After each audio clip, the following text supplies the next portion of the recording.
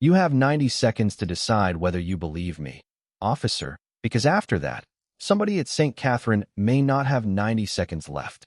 Dr. Marcus Reed stood beneath the cold wash of red and blue lights, rain sliding from the shoulders of his charcoal coat, as he watched Officer Daniel Whitmore stare at him with the flat suspicion of a man who had already made up his mind. It was 11:47 p.m. The highway outside Richmond was nearly empty, the wet pavement shining beneath the streetlights like black glass, and somewhere less than 6 miles away, an operating room at St. Catherine Medical Center was being prepared for a patient Marcus had not yet seen. His phone vibrated again inside the car. Once, twice, then stopped. Whitmore glanced toward the glowing screen through the passenger window. St. Catherine Trauma Center. The name was impossible to miss. "Keep your hands where I can see them," Whitmore said. Marcus slowly raised them. "They've called me 6 times. And I told you I'm handling this." "Then call them." Marcus kept his voice controlled, though every second seemed to strike somewhere behind his ribs. "My hospital ID is in my wallet. My medical license is searchable. Call the emergency department. Ask for Dr. Emily Carter. Ask them whether they're waiting for Marcus Reed." Whitmore studied him for a moment, but instead of reaching for the radio, he motioned toward the patrol car. "You were driving 17 miles over the limit. I know. You changed lanes twice without signaling. I know. And now you expect me to believe you're racing to a hospital because somebody's life depends on you?" Marcus looked at him. The rain grew heavier, tapping against the cruiser roof, filling the silence between them. "I don't expect you to believe me," Marcus said. "I expect you to verify it." Something shifted in Whitmore's expression. Not doubt. Irritation. Marcus had seen that look before. The moment when calm was mistaken for arrogance, when confidence from the wrong person was interpreted as defiance. Whitmore opened the rear door of the cruiser. "Get in." Marcus didn't move. His phone began vibrating again. Through the rain-streaked glass, the hospital name illuminated the dark interior of his car like a warning beacon. Marcus turned his eyes toward it, then back to Whitmore. "Please." It was the first time he had used that word. Not because he was frightened for himself. That was what Whitmore failed to understand. Marcus Reed had spent nearly 16 years in trauma medicine. He knew what minutes meant. He knew how quickly a stable heartbeat could become an alarm, how an operating room could transform from controlled preparation into desperate urgency, how families could sit beneath fluorescent lights believing there was still plenty of time when there wasn't. "Officer," Marcus said quietly, "someone is waiting for me." Whitmore held the cruiser door open. "Get in." For 1 second, Marcus remained perfectly still. Imagine knowing exactly where you needed to be, knowing that 6 miles separated you from a person whose name you didn't even know yet, and realizing the greatest obstacle between you and that operating room was not traffic, weather, or distance. It was disbelief. Marcus finally stepped toward the cruiser. The door closed behind him with a heavy click. Whitmore walked back toward Marcus's vehicle, leaving him alone beneath the dim interior light. Marcus looked at the dashboard clock through the rain. 11:48, another minute gone.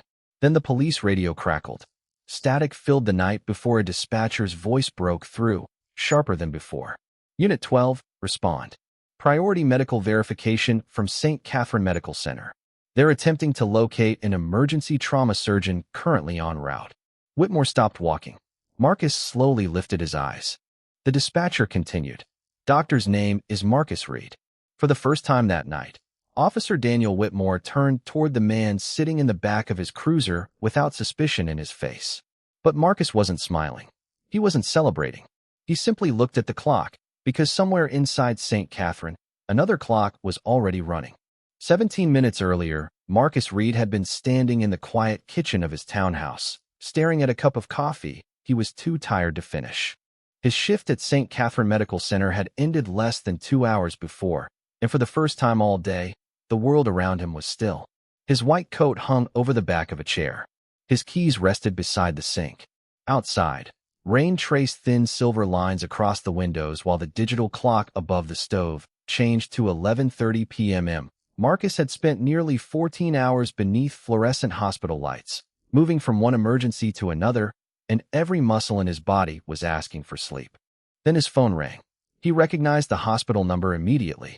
Reed. The voice on the other end belonged to Dr. Emily Carter, the attending physician overseeing the emergency department that night. Marcus heard something beneath her professional calm that erased his exhaustion almost instantly. Urgency. Marcus, we need you back. He straightened. What happened? Emily gave him only what he needed to know. An emergency patient was being transported to St. Catherine. The case required immediate surgical evaluation, and the specialist already on call was more than 40 minutes away. Marcus was less than 15 minutes from the hospital under normal conditions. How long until arrival, he asked. Maybe 12 minutes. Marcus looked toward the rain beyond the window. I am leaving now.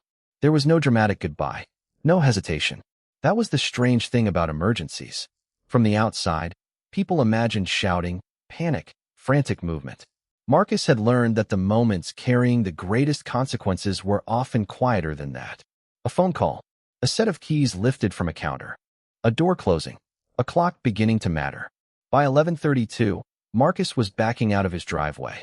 Emily called again before he reached the main road. The patient's condition had become more concerning during transport. Marcus listened carefully, asking short questions, mentally building possibilities from the limited information available. He did not know the patient's name. He did not know what the person did for a living. He knew only that someone was heading toward his hospital and that his team needed him there. Prepare the operating room, Marcus said. Have imaging ready and page anesthesia. I will be there. He placed the phone on the console and drove into the rain. The city looked different after midnight. Storefronts were dark. Traffic signals changed for empty intersections. Water gathered along the curbs and reflected the amber glow of street lamps. Marcus kept both hands on the wheel, checking the time whenever he stopped. 11:35, 11:38. Then another call. He let the hospital speak through the car system while keeping his eyes forward. We are 5 minutes out, Emily told him. Understood. Marcus was still several miles away. His pulse quickened, but his movements remained measured. Panic had never made a surgeon faster. Precision did. He turned onto Jefferson Parkway, the broad road that would take him almost directly to St. Catherine. Somewhere ahead, beyond the curtain of rain, the hospital's illuminated upper floors were barely visible against the night sky. Then Marcus noticed lights approaching rapidly in his rearview mirror. Red, blue, red again. His eyes moved to the speedometer. He understood immediately. He eased onto the shoulder and stopped beneath a streetlight. The patrol vehicle settled behind him, its emergency lights spilling color across the wet pavement. Marcus exhaled slowly. He reached for his wallet, then stopped himself and placed both hands where they could be easily seen. He had been pulled over before. He knew the routine. He also knew he could explain. Hospital identification, medical license, phone records. One call to St. Catherine would settle everything. That was what he believed when Officer Daniel Whitmore stepped out of the cruiser. Marcus glanced at the dashboard. 11:41. His phone began ringing again. St. Catherine Trauma Center. He looked at the hospital glowing in the distance, then at the officer approaching his window, and for the first time that night, Marcus felt something colder than the rain. The patient was getting closer to the operating room. Marcus was no longer getting. Officer Daniel Whitmore approached the driver's side window with one hand resting near his radio and the other holding a flashlight that Marcus did not need. The streetlight above them was bright enough, and the interior light had already come on when Marcus lowered the window. Still, Whitmore swept the beam across the dashboard, the passenger seat, the hospital identification clipped beside Marcus's wallet, and finally Marcus himself. License and registration. Marcus nodded toward his wallet. My license is there. May I reach for it? Whitmore paused before answering. Slowly, Marcus moved exactly as instructed. No sudden gestures. No argument. No wasted words. He handed over his driver's license, registration, and hospital identification card together. Whitmore looked at the license first. Marcus Reed. Yes, sir. Then his eyes moved to the second card. Dr. Marcus Reed. Department of Trauma Surgery. St. Catherine Medical Center. Marcus watched him read it and felt a brief flicker of relief. I am responding to an emergency call at St. Catherine, Marcus explained.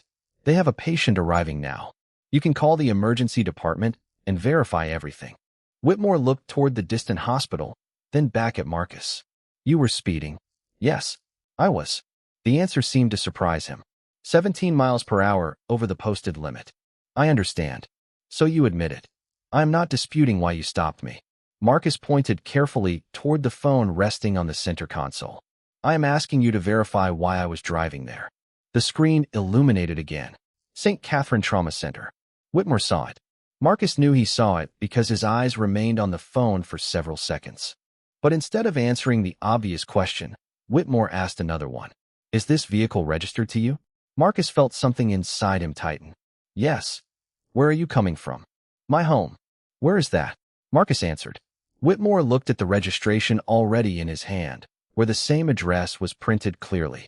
The rain whispered against the roof. Marcus had spent years learning how to recognize changes in people before they spoke. A tightening jaw, a shortened breath, a hesitation before an answer. In an operating room, those details mattered.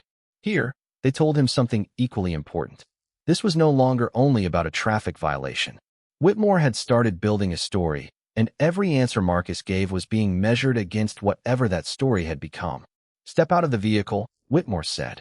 Marcus stared at him for half a second. Officer, before I do that, please call the number on my identification card. Step out. Marcus obeyed. Cold rain touched his face immediately. His dress shirt began darkening at the shoulders as he stood beside the car with his hands visible. I have been cooperative with you, Marcus said. I am going to continue being cooperative. But the hospital is less than 6 miles from here, and someone there may need surgery tonight. Whitmore gave a small, humorless smile. Everybody has somewhere important to be when they get stopped. Marcus looked at him steadily. Then verify mine. Silence. That was all Marcus wanted. Verification. Not privilege. Not immunity. Not permission to ignore the law. One telephone call. 10 seconds of listening. A name spoken into a radio. Yet Whitmore seemed more interested in testing Marcus than testing the facts. You seem pretty calm for someone claiming this is an emergency, he said. Marcus almost laughed, but there was nothing funny about the moment. Officer, staying calm during emergencies is my job. Whitmore's expression hardened. Marcus recognized the shift immediately. Confidence had become attitude. Professional composure had become suspicious calm. The very qualities that patients trusted in him were being interpreted differently on the shoulder of Jefferson Parkway. Marcus had lived long enough to know that sometimes a black man did not have to raise his voice to be considered confrontational. Sometimes refusing to look frightened was enough. A distant siren rose through the rain. Both men turned. An ambulance appeared around the curve, emergency lights flashing against the wet highway as it moved toward St. Catherine. Marcus watched it pass. For a moment, he forgot Whitmore entirely. He saw only the ambulance disappearing toward the hospital and remembered Emily's last words. 5 minutes out. His face changed. Officer, Marcus said, his voice suddenly lower. That could be my patient. Whitmore looked at the fading lights, then back at Marcus. Turn around. Marcus did not move. Please call the hospital. Turn around. Marcus slowly complied, looking across the dark highway toward the glow of St. Catherine. His phone rang again inside the car. He could hear it through the open window. Once. Twice. 3 times. Whitmore stood behind him with Marcus's hospital identification still in his hand. Everything needed to establish the truth was already there. The card. The calls. The hospital 6 miles away. The ambulance racing toward it. Marcus closed his eyes for 1 second as the ringing stopped. 11:44. Somewhere ahead, a patient had just reached St. Catherine, and the surgeon they were waiting for was standing beside the road, trying to convince one man that his word was worth checking. Marcus opened his eyes and watched the last trace of the ambulance disappear beyond the curve. For 16 years, he had trained himself to separate emotion from decision. In the emergency department, fear could enter the room, but it could not be allowed to take control. Tonight, standing in the rain at 11:44 p.m., that discipline was being tested in a way no operating room had ever prepared him for. Officer Whitmore, Marcus said, reading the nameplate on the uniform. I am going to ask you one more time. Please call St. Catherine. Whitmore held Marcus's hospital identification between 2 fingers and studied it again. You expect me to take this at face value? No. That is why I am asking you to verify it. People carry fake identification. Marcus looked toward his car. His telephone lit up again. The hospital was calling for the 8th time. Then call the hospital directly. Do not use any number I give you. Look it up yourself. Ask for Dr. Emily Carter in the emergency department. Whitmore remained still. Marcus could almost see the choice forming in front of him. The facts were available. Verification was available. But Whitmore had already invested himself in suspicion, and admitting uncertainty now seemed harder for him than simply checking the truth. "What exactly is the emergency?" he asked. "I do not know everything yet," Marcus answered. "That is normal. I was told an emergency patient was being transported and that immediate surgical evaluation might be necessary." Whitmore gave him a skeptical look. "You do not even know who the patient is?" "No. And you expect me to believe they called you out here in the middle of the night?" Marcus stared at him. "That is how trauma surgery works." The answer was simple. Too simple. Whitmore seemed to hear disrespect where there was only exhaustion.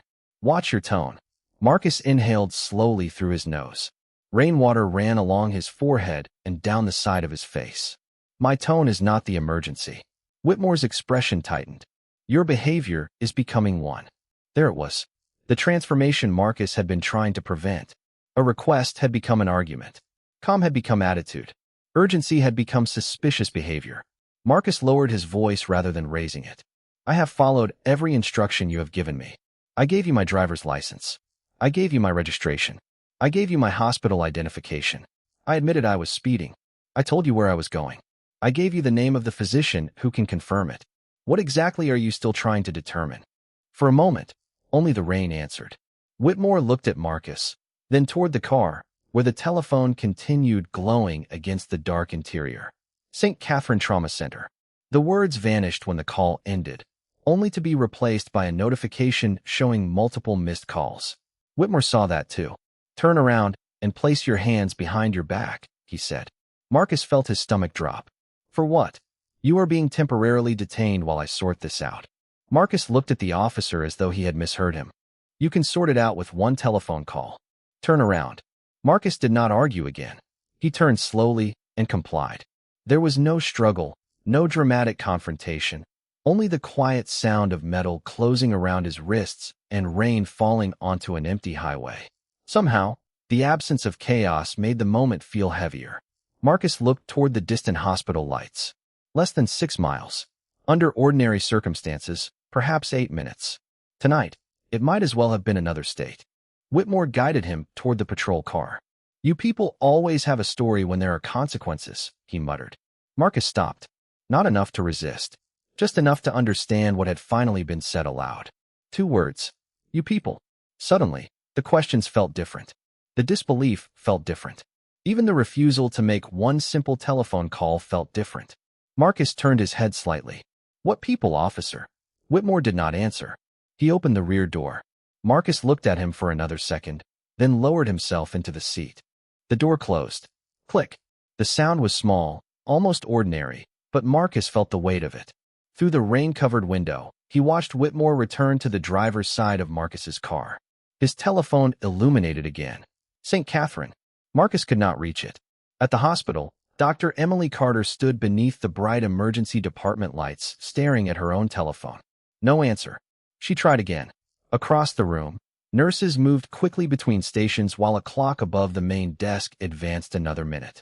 11:46 p.m. Emily looked toward the entrance through which the emergency patient had just arrived, then back at Marcus's unanswered call. Something was wrong. She knew Marcus. If he said he was coming, he came. She immediately turned to Sarah Mitchell, the hospital's overnight emergency coordinator. "Find him," Emily said. "Call dispatch if you have to. Tell them Dr. Marcus Reed is missing on the way to an active emergency." Back on Jefferson Parkway, Whitmore returned to his cruiser and reached for his radio. Marcus sat silently behind him. His breathing was steady now. His anger was not. The dashboard clock changed to 11:47. Then the radio crackled, and a dispatcher's voice entered the cruiser with a message that would change everything. The dispatcher's voice came through clearly enough that Marcus could hear every word from the back seat. "Unit 12, respond. Priority medical verification from St. Catherine Medical Center. They are attempting to locate an emergency trauma surgeon currently en route. Doctor's name is Marcus Reed." Whitmore did not move. For several seconds, the only sound inside the cruiser was rain tapping against the roof. Marcus watched Whitmore's eyes shift toward the rearview mirror. Their reflections met. Neither man spoke. Then the radio crackled again. "Unit 12, confirm receipt." Whitmore reached slowly for the microphone. Unit 12. Received. His voice had changed. The certainty was gone. Dispatch. Repeat the physician's name. A pause. Dr. Marcus Reed. St. Catherine reports multiple unsuccessful attempts to contact him. Hospital states he may be traveling on Jefferson Parkway. Whitmore looked through the windshield toward Marcus's car, sitting beneath the streetlight.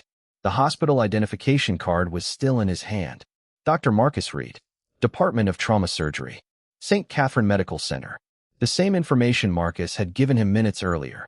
Nothing had changed except the source of the words. Marcus leaned slightly forward. Unlock the door. Whitmore turned halfway around. I need to confirm this. Marcus stared at him. You just did. I need a minute. That is exactly what I do not have. At St. Catherine, the emergency department had become a world of controlled urgency. Dr. Emily Carter stood beside Sarah Mitchell near the central desk while staff prepared everything Marcus might need the moment he arrived. The patient had been moved into a monitored trauma room while the surgical team waited for their lead physician. Emily checked the clock. 11:48 p.m. Any response? She asked. Sarah shook her head. Dispatch located a unit on Jefferson Parkway. They are checking now. Emily looked toward the entrance, expecting Marcus to appear through the doors at any second. He did not. She knew his habits too well. Marcus was the kind of physician who arrived early for routine meetings and answered emergency calls before the second ring. Silence from him was not carelessness. Silence meant something had interrupted him. Back on the highway, Whitmore stepped outside and closed the cruiser door behind him. Marcus watched through rain-streaked glass as the officer spoke into his radio. The words were muffled now, but Marcus could see the hesitation in his posture. His telephone illuminated inside his own vehicle again. Another call he could not answer. Imagine watching your name appear on a telephone only 20 feet away while knowing that the people calling are not worried about you. They are worried about the stranger waiting for you. That was the part tightening Marcus's chest. He could tolerate embarrassment. He could tolerate suspicion. He could even tolerate being wrongfully delayed long enough to explain it later. What he could not tolerate was the thought that another person might pay for those lost minutes. Whitmore returned to the cruiser and opened the driver's door. The hospital confirmed your employment. Marcus said nothing. They confirmed you were called in tonight. Still nothing. Whitmore swallowed. I am removing the detention. He opened the rear door and released Marcus.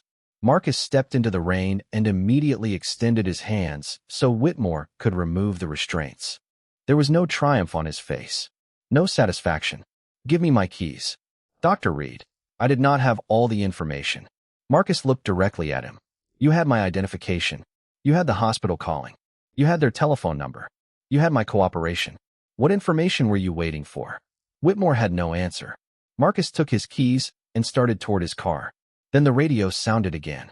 Unit 12, remain available. Additional information from St. Catherine. Marcus stopped. Whitmore lifted the microphone. Go ahead. The dispatcher continued. Hospital advises the incoming emergency patient is law enforcement. Richmond officer transported to St. Catherine approximately 10 minutes ago. Surgical team is awaiting Dr. Reed. Whitmore's expression changed. The color seemed to leave his face as he stared at the radio. Marcus noticed it immediately. What is it? Whitmore did not answer. Officer, what is it? The dispatcher's voice returned. Patient identification has been confirmed. Officer Jacob Whitmore. Daniel Whitmore froze. For the first time since the traffic stop began, authority disappeared completely from his posture. Jacob, he whispered. Marcus studied him. Whitmore turned toward St. Catherine, barely visible through the rain. That is my brother. Everything went silent inside Marcus for one heartbeat. The suspicion, the wasted minutes, the unanswered calls. Suddenly they belonged to both men. Whitmore looked at Marcus with something Marcus had not seen in his eyes all night. Fear. Dr. Reed, he said, please. Marcus did not make him finish. He opened his car door. Get me to the hospital. Daniel Whitmore was already moving before Marcus finished the sentence. He rushed toward his cruiser, reached for the radio, and called dispatch with a voice that no longer carried the controlled authority Marcus had heard minutes earlier. Unit 12 requesting immediate escort clearance to St. Catherine Medical Center. I have Dr. Marcus Reed with me. Marcus slid behind the wheel of his car and started the engine. His hands settled on the steering wheel with remarkable steadiness. Anger could wait. Questions could wait. Accountability could wait. A patient could not. Whitmore pulled his cruiser onto the highway ahead of him, emergency lights cutting through the rain, and Marcus followed as they accelerated toward the distant hospital. The 6 miles that had seemed impossibly far only moments earlier began disappearing beneath them. Inside Marcus's car, his telephone connected automatically to the speaker system. St. Catherine was calling again. He answered immediately. "Reed."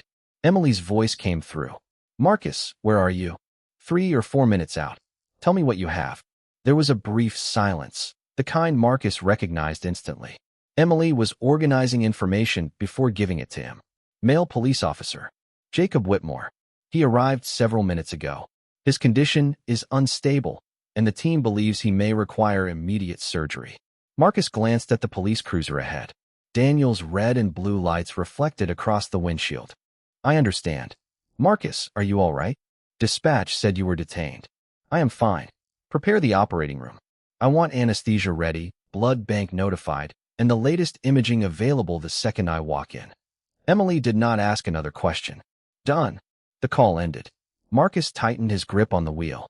There was something almost unbearable about the symmetry of the moment. Minutes earlier, Daniel Whitmore had looked at Marcus and seen a story he did not trust. Now that same officer was clearing every intersection so Marcus could reach the hospital faster. But Marcus did not feel satisfaction. There was no victory in another family's fear.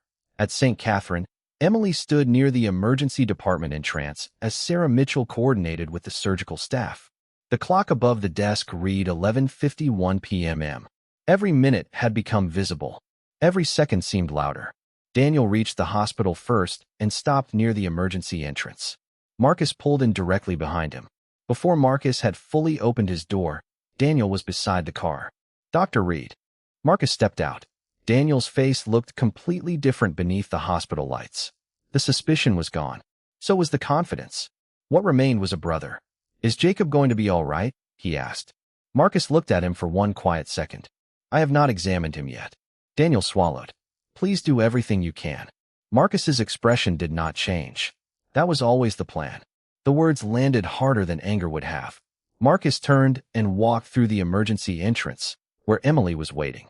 She handed him a tablet as they moved quickly down the corridor. 41-year-old male, Richmond police officer. Jacob Whitmore. Emergency transport arrived approximately 11 minutes ago. Marcus scanned the information as they walked. Around him, the hospital moved with familiar precision. Nurses crossed the hallway. Monitors sounded softly behind closed doors. Bright fluorescent light replaced the darkness and rain outside. Here, Marcus did not have to explain why he belonged. No one asked whether his identification was real. No one interpreted his calm as suspicious. Here, people saw him and immediately made room because they knew exactly what his presence meant. Daniel followed until a nurse stopped him outside the restricted surgical area. "You will need to wait here, sir." He watched Marcus disappear through the double doors. For the first time that night, Daniel had no command to give. No question that could force a faster answer. No badge that could shorten the wait. He sat beneath the sterile lights and looked at the clock. 11:54 p.m. 3 minutes later, Captain Robert Hayes entered the hallway, still wearing his uniform. Daniel stood automatically. "Captain." Hayes did not return the greeting. "Dispatch contacted me." Daniel looked toward the operating room doors. "My brother is in there." Hayes followed his gaze. His expression softened for only a moment. "I heard." Then he looked back at Daniel. "I also heard who is operating on him." Daniel said nothing. Hayes continued quietly. "Your body camera footage has already been flagged for review." Daniel closed his eyes. Outside, rain continued washing across Jefferson Parkway, where Marcus's empty lane now carried ordinary traffic again. Inside St. Catherine, the man Daniel had refused to believe stood beneath the operating room lights preparing to help save his brother. And Daniel could do nothing except wait. Behind the double doors, time changed its meaning. Marcus no longer measured the night by the traffic stop, the unanswered calls, or the minutes taken from him on Jefferson Parkway. He measured it by decisions. One careful decision, then another. The operating room was bright and controlled, filled with the quiet coordination of professionals who had done this together many times before. Dr. Emily Carter stood nearby while Marcus reviewed the latest information and confirmed the plan with the surgical team. No one mentioned Daniel Whitmore. No one mentioned the roadside. Marcus had left that world outside the doors because the man before him was not Officer Whitmore's brother now. He was simply Jacob, a patient depending on people he had never met to give him their absolute best. Marcus looked around the room. All right, let us take care of him. Outside, Daniel sat beneath a clock he could not stop watching. 12:06 a.m. Captain Robert Hayes remained several chairs away, saying nothing. The silence between them was heavier than an argument. Daniel finally spoke. I thought he was lying. Hayes looked at him. Why? Daniel opened his mouth, but no answer came. He looked down at his hands. He was speeding. He seemed too calm. Something felt wrong. Hayes waited. Did his license check out? Yes. Registration? Yes. Hospital identification? Daniel hesitated. He had it. Was the hospital calling him? Daniel looked toward the floor. Yes. Hayes leaned back. And he asked you to verify his story? Daniel said nothing. That silence was the answer. Hayes had supervised officers for 23 years. He had heard every version of uncertainty disguised as instinct, every explanation that sounded reasonable until the facts were placed beside it. Daniel, suspicion is supposed to make you investigate. It is not supposed to make you ignore evidence. Daniel stared at the operating room doors. The sentence stayed with him because he could not argue with it. Marcus had given him evidence before dispatch ever spoke his name. The truth had not arrived at 11:47. The truth had been standing in the rain the entire time. Daniel simply had not accepted it until another voice repeated it. I said something to him, Daniel admitted. Hayes turned. What? Daniel swallowed. I said, you people always have a story. Hayes's expression changed. He did not raise his voice. Somehow that made the moment worse. Your camera was running? Daniel nodded. Hayes looked away for a second, then back. Internal affairs will handle that. Daniel closed his eyes. My brother is in there with him. Yes. After what I did. Hayes answered quietly. Yes. Daniel looked toward the doors again. Imagine being forced to trust the character of a man whose character you had refused to trust only minutes earlier. Daniel had demanded proof from Marcus even when proof sat in his hand. Now he had no proof that Jacob would be all right. No document. No radio confirmation. Nothing except faith in the skill and integrity of the same man he had judged before knowing him. Minutes passed. Then more. At 12:31 a.m., Sarah Mitchell brought Daniel a cup of coffee. He thanked her, but never touched it. At 12:44, Hayes received a message and stepped into the hallway. At 12:57, Daniel stood and walked to the window at the end of the waiting area. The rain was beginning to weaken. His reflection stared back from the dark glass, uniform crisp, badge catching the hospital light. Earlier that night, the badge had made him feel certain. Now it looked strangely small. At 1:12 a.m., the double doors finally opened. Marcus stepped into the hallway wearing hospital scrubs, exhaustion visible in his eyes. Daniel stood so quickly that the untouched coffee tipped slightly on the table. He did not ask about the investigation. He did not mention the traffic stop. Only one word escaped him. Jacob. Marcus approached slowly. For a second, Daniel seemed unable to breathe. Your brother made it through surgery, Marcus said. He is stable, and we are moving him to intensive care for close monitoring. Daniel's shoulders dropped as though he had been carrying the entire night on them. He covered his face briefly, then looked back at Marcus. Thank you. Marcus nodded once. Daniel tried to continue. After the way I treated you, you still? Marcus stopped him gently. Your brother was my patient. Daniel stared at him. Marcus held his gaze. What you did on that highway was your decision. What I did in that operating room was mine. No anger. No revenge. Just a boundary between two choices. And standing beneath those hospital lights, Daniel finally understood which man had truly been in control of himself that night. Daniel remained standing beneath the hospital lights after Marcus walked away, hearing those words long after the hallway had gone quiet again. What you did was your decision. What I did was mine. There was no accusation in Marcus's voice, and somehow that made the truth harder to escape. Daniel had spent years believing character revealed itself under pressure. Tonight, pressure had revealed both of them. Marcus had been delayed, doubted, and humiliated, yet when the moment came to choose what kind of man he would be, he had walked into that operating room and treated Jacob exactly as he would have treated anyone else. Daniel had been given a different choice on Jefferson Parkway. He had been handed identification, He had seen the hospital calls. He had been offered a direct way to verify the truth. And he had chosen suspicion. Captain Robert Hayes returned a few minutes later carrying a sealed evidence envelope and a look Daniel recognized immediately. This was no longer a conversation between colleagues. Your patrol duties are suspended effective immediately, pending administrative review, Hayes said. Daniel nodded slowly. I understand. Hayes continued. Your body camera recording has been secured. Dispatch audio has been preserved. St. Catherine confirmed the timeline of their calls to Dr. Reed.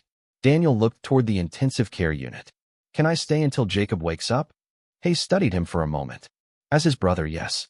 Not as an officer. Daniel removed his badge from his uniform and stared at it in his palm. Earlier that night, it had seemed to answer every question before he asked it. Now it answered nothing. He placed it carefully into the envelope Hayes held open. There was no crowd watching. No public humiliation. No dramatic punishment.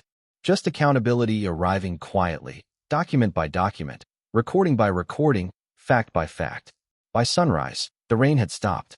Pale morning light spread across Richmond while Marcus sat alone in the physician's lounge with a paper cup of coffee cooling between his hands. He had been awake for nearly 24 hours. Emily entered and took the chair across from him. Jacob is still stable, she said. Marcus nodded. Good. Emily watched him for a moment. You could have asked someone else to take over. Marcus looked at her, not without delaying him again. After what his brother did. Marcus lowered his eyes toward the coffee. Jacob did not stop me on that road.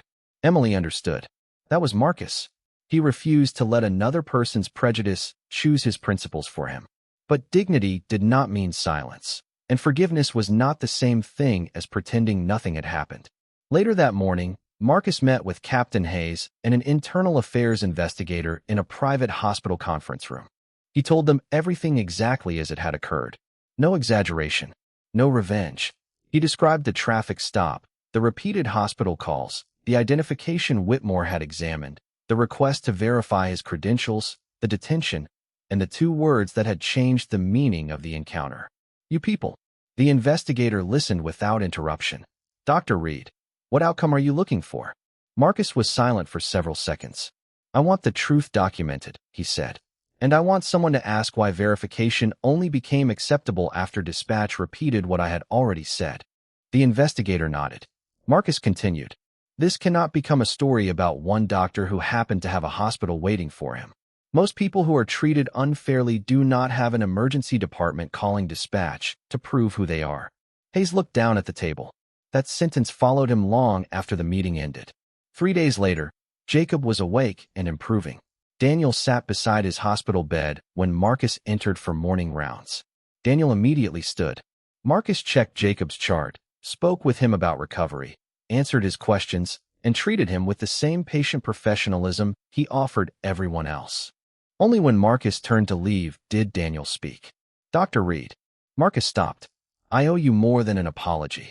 Marcus looked back at him. Daniel's voice was quieter now. I kept thinking the mistake was that I did not know who you were. Marcus held his gaze. That was not the mistake. Daniel nodded because he already knew. Marcus continued. I should not have needed to be a surgeon for you to listen. Silence settled across the room. Daniel looked toward the window, where morning sunlight stretched across the floor. 3 nights earlier, he had believed the most important revelation would be discovering Marcus Reed's profession. Now he understood something far more uncomfortable. Marcus's title had never been the reason he deserved dignity. His humanity had been enough from the beginning. 3 weeks later, Marcus Reed returned to the same hospital conference room where he had given his statement. Morning sunlight filled the narrow windows, replacing the cold midnight rain that still returned to his memory whenever he drove along Jefferson Parkway. Captain Robert Hayes sat at one end of the table.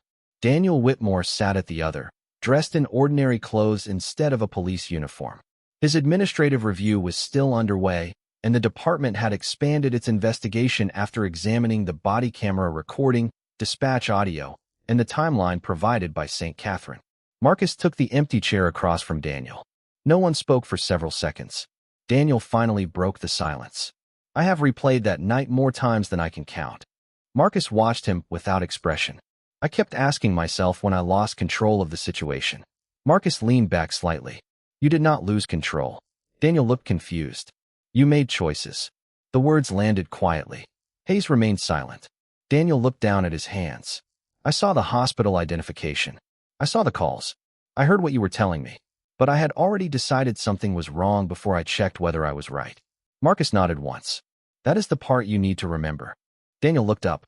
I thought experience made me good at reading people. Experience can teach you what to notice, Marcus said. It can also teach you what you expect to see. Daniel absorbed that without defending himself. There had been a time when he would have reached for explanations. The speeding, the late hour, the rain, procedure, instinct. Now every explanation seemed smaller beside one unavoidable fact. Marcus had repeatedly offered him the truth, and Daniel had treated the truth as suspicious until someone else confirmed it. Jacob asked me something yesterday, Daniel said. He asked what would have happened if the hospital had never called dispatch. Marcus's face changed slightly. It was the question beneath every other question. Daniel continued. I did not know what to tell him. Marcus looked toward the sunlight crossing the table. Then think about the people who do not have a hospital calling for them. Silence filled the room again. Think about the person who cannot prove his job in 30 seconds. Think about the teenager who is nervous because he has never been stopped before. Think about the mother whose voice shakes because her children are watching. If your respect only arrives after you discover someone has an important title, then it was never respect. Daniel lowered his head. Hayes glanced toward Marcus, but Marcus was not finished. You learned I was a surgeon, and suddenly my words had weight. But I was the same man before dispatch said my name. Same license. Same voice. Same dignity. Daniel nodded slowly. I understand that now. Marcus held his gaze. Understanding it in this room is easy. The question is what you do when nobody is here to remind you. Months passed. Jacob recovered and eventually returned home. The department completed its review, and Daniel faced formal discipline, mandatory retraining, and an extended period away from patrol duties while his conduct was evaluated. Marcus never asked for special treatment and never asked that consequences disappear. Mercy, he believed, did not require the absence of accountability. One autumn evening, long after the investigation had stopped dominating their lives, Marcus left St. Catherine after another exhausting shift. The sky was clear. Traffic moved steadily through Richmond, and the city lights reflected across his windshield as he turned onto Jefferson Parkway. He passed the place where Whitmore had stopped him. For a moment, he remembered the rain, the flashing lights, the telephone ringing beyond his reach, and the terrible feeling of knowing that every lost minute belonged to someone else. Then the memory shifted. He remembered Jacob waking up. He remembered Daniel sitting beside his brother. He remembered the conference room and the silence after truth had finally become impossible to avoid. Marcus continued driving. He did not feel victorious. Justice was not victory over another human being. It was the restoration of something that should never have been taken away. That night, Daniel Whitmore had worn a badge and believed authority gave him the right to decide whose story deserved belief. Marcus Reed carried no badge. He needed none. When the moment came, he answered prejudice with discipline, humiliation with dignity, and another man's failure with the choice to save a life anyway. A badge can give a person authority, but it cannot give them the right to measure another person's worth. And sometimes the strongest form of justice is not becoming like the person who wronged you, but making sure their choices never decide who you become.